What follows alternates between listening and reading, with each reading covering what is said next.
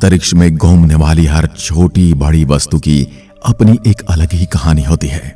वैसे ही प्रत्येक चीज, चाहे वो ग्रह हो या कोई उपग्रह, यहां तक कि चाहे वो हमारा सूर्य ही क्यों ना हो, वह एक गति में रहते हैं। ये सभी अपनी कक्षा पर घूमने के साथ साथ एक ऐसी चीज का भी चक्कर लगाते हैं जिनसे ये बंधे होते हैं। जैसे हमारी पृथ्वी अपने अक्ष पर घूमते हुए सूर्य का चक्कर लगाती है और सूर्य गैलेक्सी का चक्कर लगाता है और हमारा चांद हमारी पृथ्वी का चक्कर लगाता है। ये सभी गतिमान चीजें गति के साथ साथ एक आवाज या एक साउंड भी उत्पन्न करते हैं जो कि सबकी अलग अलग होती है। आज हम विज्ञान द्वारा रिकॉर्ड की गई बुध ग्रह की रियल आवाज को सुनेंगे और साथ ही जानेंगे बुध ग्रह के बारे में विस्तार से। आप देख रहे हैं गैलेक्सी का रहस्य और ऐसी वीडियोस देखने के लिए आप हमारे चैनल को सब्सक्राइब कीजिए। तो वीडियो शुरू करते हैं। बुध ग्रह सूर्य से सबसे पहला या सूर्य के सबसे नजदीक का ग्रह है और द्रव्यमान में 8वां सबसे बड़ा ग्रह है और गुरुत्वाकर्षण शक्ति पृथ्वी की अपेक्षा 1/4 है। यह सौरमंडल का सबसे छोटा ग्रह है जिसके पास कोई उपग्रह नहीं है। इसका परिक्रमण काल लगभग 88 दिन है। पृथ्वी से देखने पर यह अपनी कक्षा के इर्द गिर्द 116 दिवसों में घूमता हुआ नजर आता है जो कि ग्रहों में सबसे तेज है। बुध ग्रह का व्यास 4880 किलोमीटर, जो सौरमंडल में 2 चंद्रमा, गुरु का गैनीमेड और शनि के टाइटन के व्यास से भी छोटा है, लेकिन द्रव्यमान में ये उनसे ज्यादा है। बुध सामान्यतः नंगी आंखों से सूर्यास्त के बाद या सूर्योदय से पहले यानी ठीक 2 घंटे पहले देखा जा सकता है। बुध सूर्य के काफी समीप होने से इसे देखना मुश्किल होता है।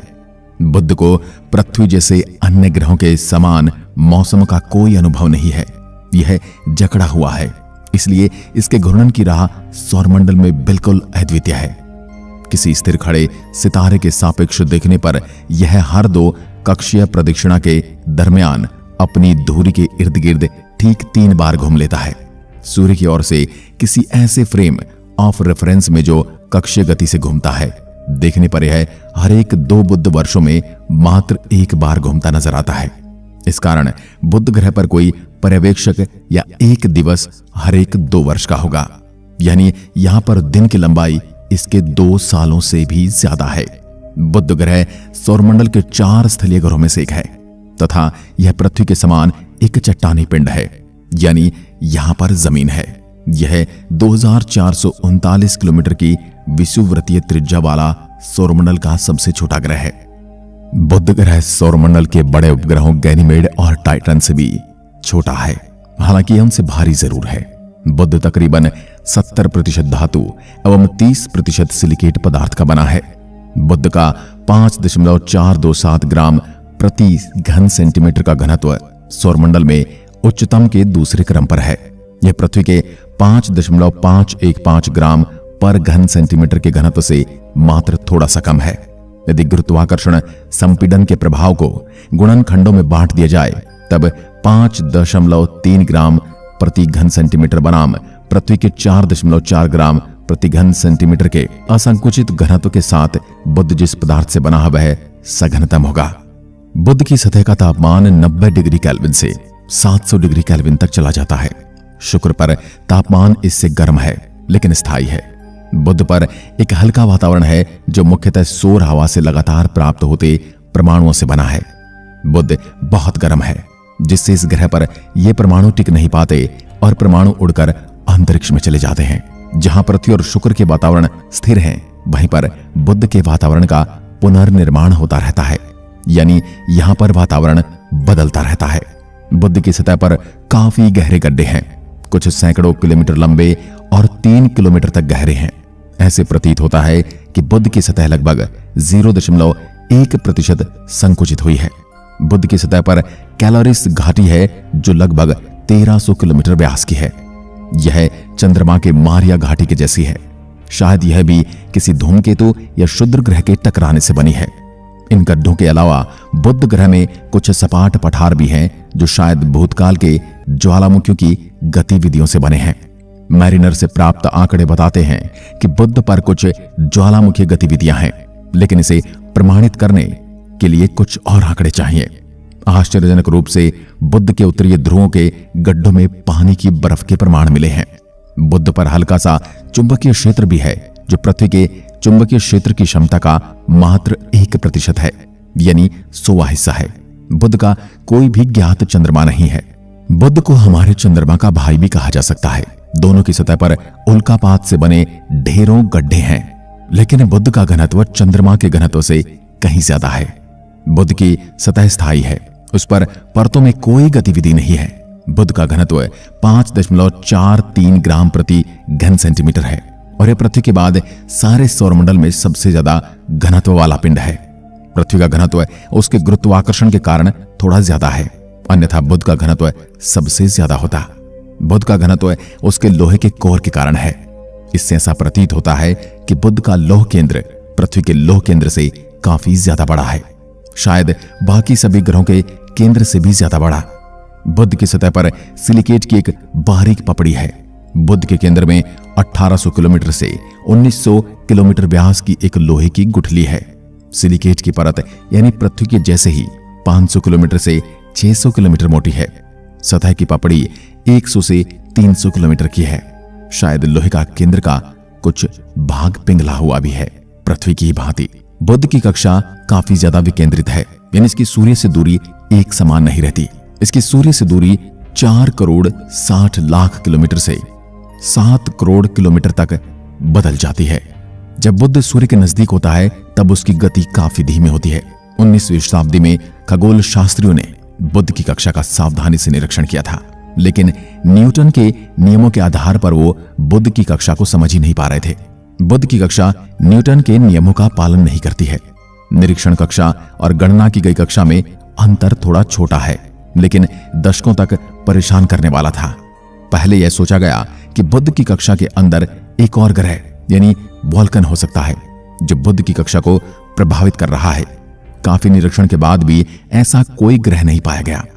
इस रहस्य का हल काफी समय बाद आइंस्टाइन के साधारण सापेक्षतावाद के सिद्धांत यानी जनरल थ्योरी ऑफ रिलेटिविटी ने दिया। इस सिद्धांत से गणना करने पर आए आंकड़े निरीक्षण से प्राप्त आंकड़ों से मेल खा रहे थे। बुध की कक्षा की सही गणना इस सिद्धांत के स्वीकरण की ओर पहला कदम था।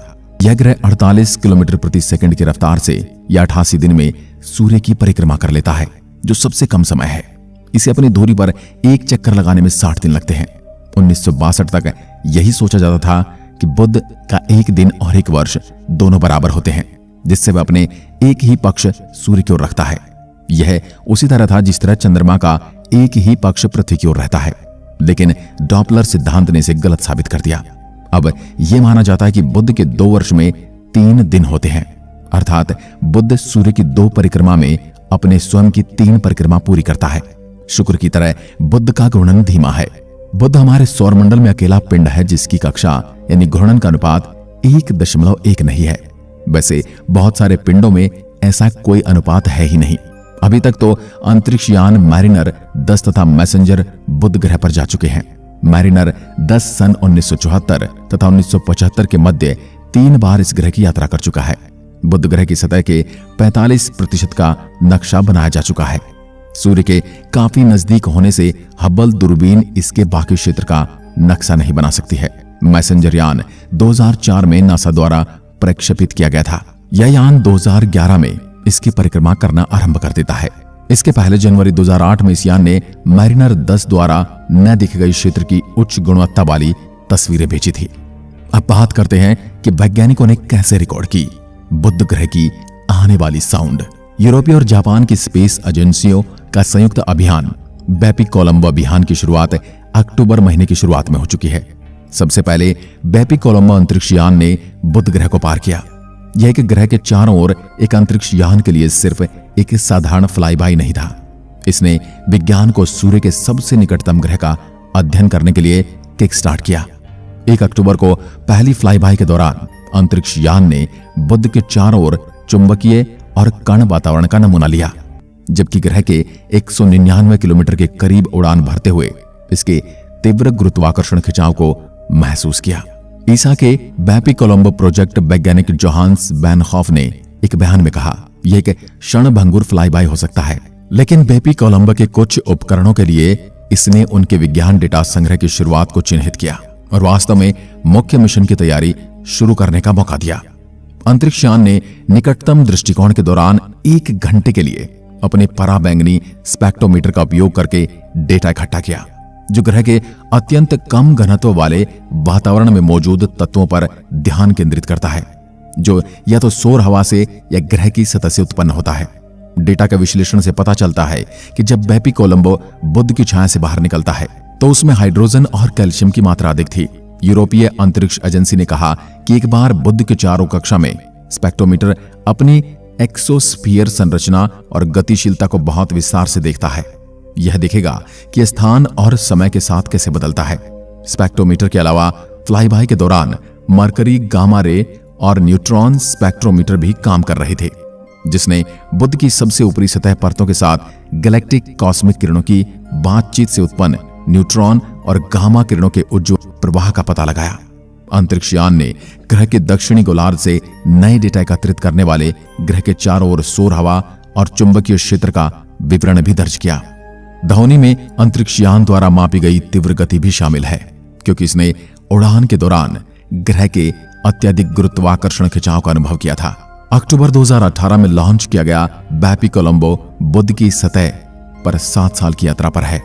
अपनी यात्रा को पूरा करने के लिए अंतरिक्ष यान को 9 ग्रहीय गुरुत्वाकर्षण सहायता की आवश्यकता है, जो इसे सौरमंडल के अंतरम ग्रह के रास्ते में अपने पाठ्यक्रम को समायोजित करने की अनुमति देगा। इनमें से पहला ग्रहीय गुरुत्वाकर्षण सहायता इस वर्ष के अप्रैल में पृथ्वी के चारों ओर दर्ज किया गया था, जबकि दूसरा शुक्र के आसपास अक्टूबर 2020 में हुआ था। यह अभियान साल 2025 में इसी ग्रह की कक्षा के अंदर प्रवेश करेगा, लेकिन इससे पहले इस यान को कई बार बुध और कुछ बार पृथ्वी और शुक्र ग्रह के पास से गुजरना होगा। इंजीनियरों ने एक चुंबकीय और एक्सेलेरोमीटर डेटा को ध्वनि में परिवर्तित करके जारी किया है, जिससे हमें ग्रह से निकलने वाला पहला ऑडियो मिला। ऑडियो में सूर्य के करीब एक ग्रह पर बमबारी करने वाली विशाल सौर हवाओं की आवाज सुनाई दे रही है और अंतरिक्ष यान के लचीलेपन का पता चलता है, क्योंकि यह तापमान में परिवर्तन का जवाब देता है, क्योंकि यह ग्रह के रात से दिन तक उड़ान भरता है और अपने पार्क की स्थिति के लिए एक विज्ञान उपकरण की आवाज घूमती है। आप भी सुनिए यह आवाज कैसी थी।